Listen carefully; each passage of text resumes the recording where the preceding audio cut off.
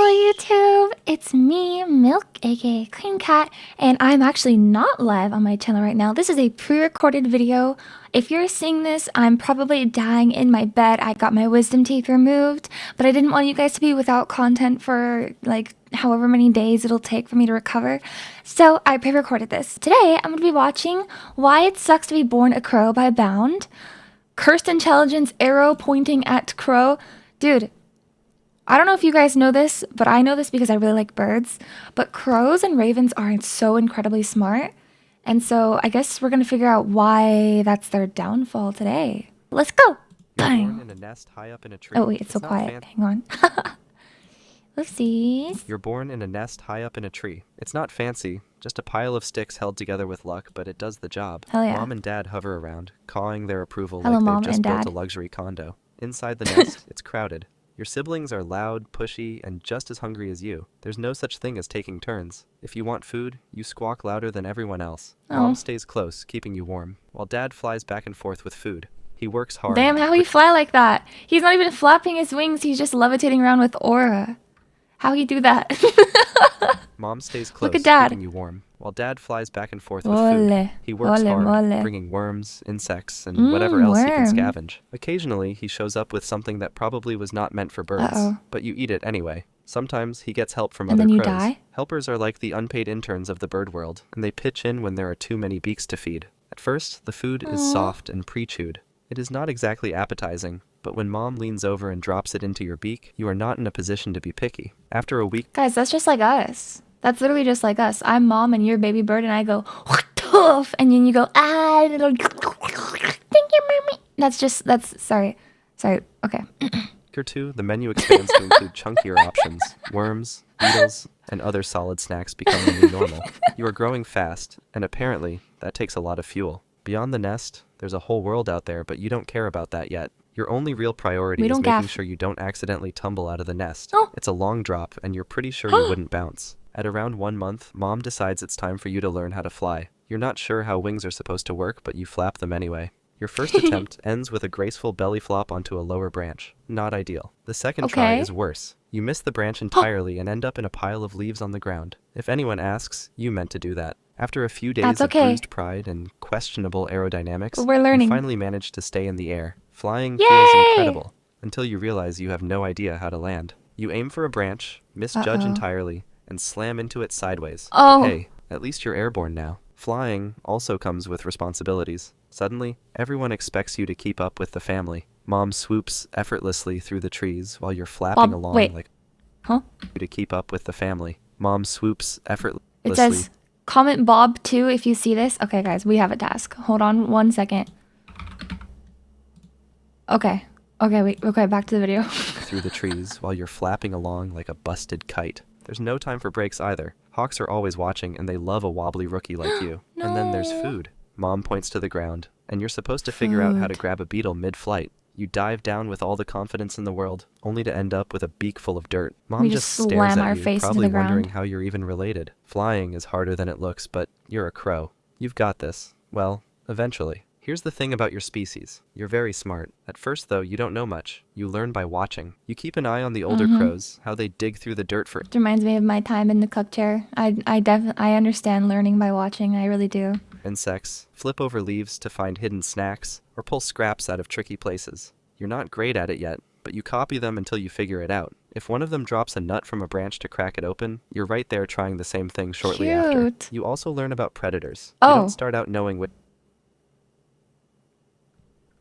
I'm so fucking scared. Which animals are dangerous, so you follow the adult's lead. Hear that sharp, urgent caw? That means danger. You don't stop to think. You duck into cover and stay still. Over time, you pick up on the patterns. You learn which shapes in the sky mean trouble and which ones don't. Social skills come next. The adults communicate constantly. Caws, postures, little gestures you hadn't noticed before. You mimic those too, learning how to fit in without causing too much trouble. It's a lot to pick up, but you're getting there. And then there are humans. They leave food everywhere. Scraps. Burger! Oh my god, we're in America. I already know it. We spawned in as a crow in America. But you're getting there. Let's go. And then there are humans. They leave food everywhere. Oh my god. Scraps, crumbs, and leftovers. You figure out where they drop things, when they're distracted, and how to grab what you want without getting too close. Some humans even Burger. offer food. Others try to shoo you away, which is hilarious because you remember faces. If they cross you Oh, once, what? Crows remember faces? Oh, wait. Wait, that's horrifying. I need to be nice to every single crow I ever see ever from now on. I'm never mean to any crows, but I'm like, you know, kind of neutral to crows. But if I feel like if I became really, really, really nice to every single crow I ever saw, eventually, when I pulled up onto the street of wherever we're locationing, the crows would be like, "Oh my God, that's my friend Cweamcat," and then I would have a whole army of friendship crows because they recognize my face and they love me because we're so kind in friendship. you'll make sure they regret it later. Revenge isn't just satisfying, it's efficient. At some point, Hell you yeah. realize it's not just you, your siblings, and your parents out there. There's a bigger picture. The local murder. Your extended family and a few neighbors become your social I forget a group of crows is called a murder. The local murder. circle. Yeah, we're It's in chaotic, America. but Yep. somehow comforting. Foraging with the murder is your first real group activity. If someone finds food, word spreads fast, and everyone shows up uninvited. It's not exactly a cooperative effort, more of a free-for-all, but the numbers work in your favor.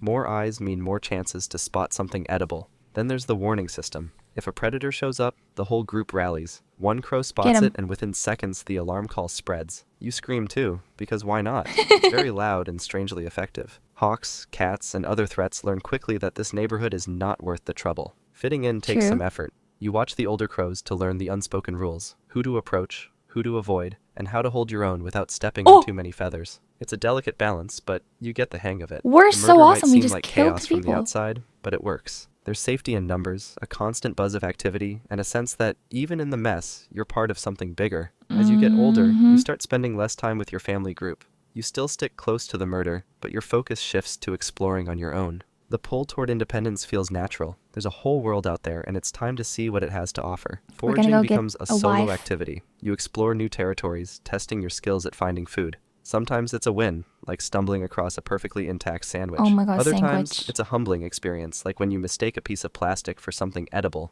Trial and error is part of the Aw. process, and you're quick to learn what's worth grabbing and what isn't. Sad. Independence has its risks. Without a sentinel crow keeping watch, you have to rely entirely on your instincts. A rustle in the bushes or a shadow passing overhead means you freeze, assess, and act fast. Most of the time, you're quick enough to avoid danger, but there are close calls, like the time you nearly became a hawk's lunch. Stands You've on learned top that of the sharp fox. reflexes and a healthy dose of caution go a long way. Even though you're forging your own path, the murder is always there. When food is scarce or predators are a little too bold, you rejoin the group. Hell yeah, the Foraging murder. together is easier, and mobbing predators I is love the far safer murder. with backup.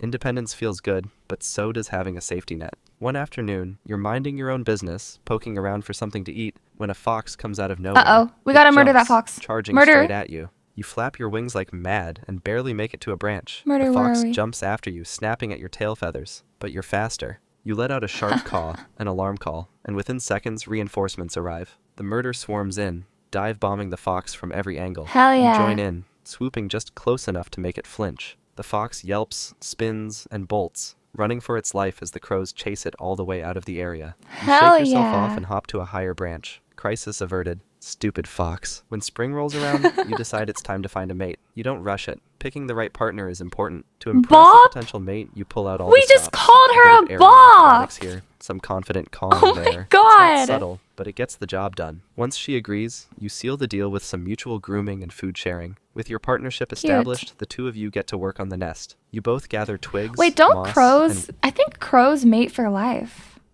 or something like that. partnership established, Or maybe I'm thinking the of two of you get eagles. to work on the nest. You both gather twigs, moss, and whatever else looks nest-worthy, hauling it up to the highest branch you can find. Predators can't climb trees, right? That's the theory, anyway. After a lot of back and forth, and probably a few disagreements, the Do we nest is know? done. It's sturdy and completely functional. Good enough. Soon after, your mate lays a clutch of 3 eggs. Her job is to sit on them, keeping them warm for the next few weeks. Your job? Everything else. You spend your days flying around, bringing her food and making sure nothing with job? claws or Everything sharp else. teeth gets too close. It's exhausting, but the eggs eventually hatch, and that's when the real work Yay! begins. Now it's a tag team operation. You both take turns hunting for insects, worms, and whatever else the chicks can Burger. swallow. They're loud, constantly hungry, and completely dependent on you. To make things even more interesting, some of the other crows... Dude, I'm so American. They keep showing that burger and my stomach keeps growling more and more. Like, I'm actually so hungry. Burger. Oh, God. show up I to need a burger. help. They mean well, but let's just say their My enthusiasm fat doesn't always American match their lard usefulness. vessels. Over the next month, They the need chicks grow oil. fast. They start out as tiny, awkward bundles of fluff, but before long, they're flapping their wings and testing their limits. You teach them the basics: how to find food, how to spot predators, and most importantly, how to survive without falling out of the tree. It's a steep learning curve, but they'll manage. You've built a life, raised how to chicks, murder. and earned your place in the murder. You'd think things might slow down, but no. Life as a crow is a full-time job. Foraging is still a mix of strategy and sheer luck. You've learned where the best scraps are: bins, picnic tables, human leftovers, but so has everyone else. It's a race to get there first, and someone... Stop showing the burger. I'm gonna do something devious to my freaking computer monitor.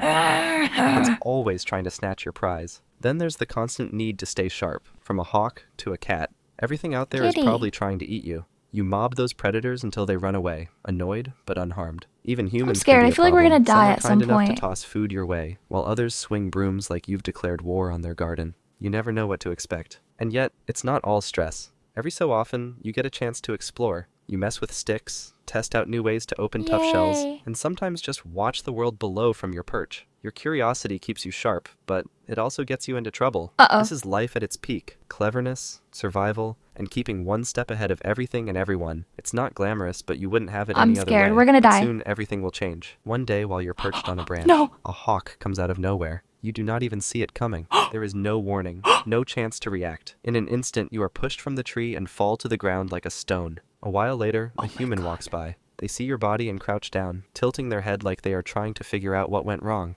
They poke you gently, maybe even whisper something, not realizing you are beyond help. Your murder watches from the trees. To them, this is clear-cut. The human killed you. That is all they need to know. Oh my God. From that day on, they make the human's life miserable. They scream at him every time he walks by, dive bomb him, and make sure he never feels safe outside again. He has no idea why. You are gone, but your group remembers. Aw. Not just through the tricks you taught them, but by turning their rage into a lifetime grudge. Life as a crow might be rough, Hell yeah. but there's another animal out there that Wait, that's kind of awesome.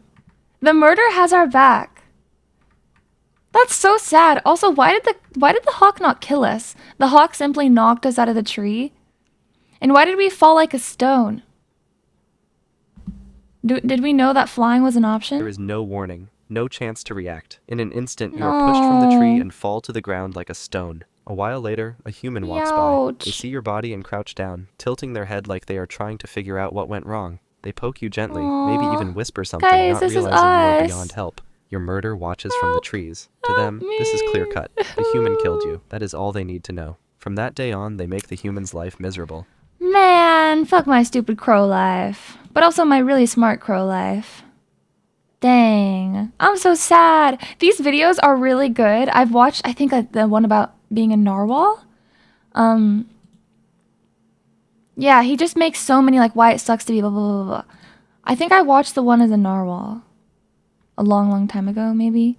Anyways, these videos are so good, but they always end so sadly. It's like, your family abandoned you. You spent your whole life raising your children in this murder of crows, and then at the end of the day, you fall off of a rock and die, and nobody remembers you, and then it rains, and your body gets covered by mud, and then you become fossilized, and then eventually one child digs you up in a sand pit with its little toy truck and carries your corpse around in the back of the truck, and the mom laughs and says, "Please be sure to like, comment, subscribe, and I will see you tomorrow." Yippee!